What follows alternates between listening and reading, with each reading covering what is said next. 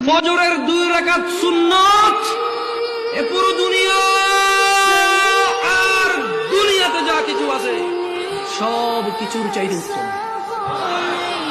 তাহলে যে 2 রাকাত সুন্নত পৃথিবীর চাইতে উত্তম, ওই 2 রাকাতের সুন্নতের পরে যে 2 রাকাত ফরজ রয়েছে, এই ফরজের আল্লাহু আকবার কি দিয়ে মিটাবা? এই ফরজের সামি আল্লাহু লিমান হামিদা কি দিয়ে মিটাবা?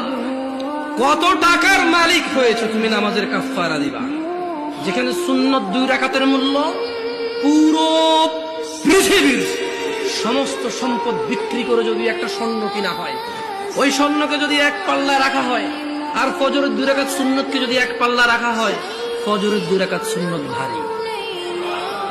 ওই সুন্নত এত ভারী হলে ওই ফজরের নামাজের ফরজ যেটা তুমি ঘুমের মধ্যে কাটিয়ে দাও, ওই 2 রাকাত ফরজের আল্লাহু আকবার, সামি আল্লাহু লিমান হামিদা, আত-তাহিয়াতু সুবহান রাব্বিয়াল আযীম, সুবহান রাব্বিয়াল আলা কি দিয়ে কিনবা তুমি? কি কয় টাকার মালিক হয়েছে যে 2 রাকাত সুন্নতই পুরো পৃথিবীর চাইতে উত্তম?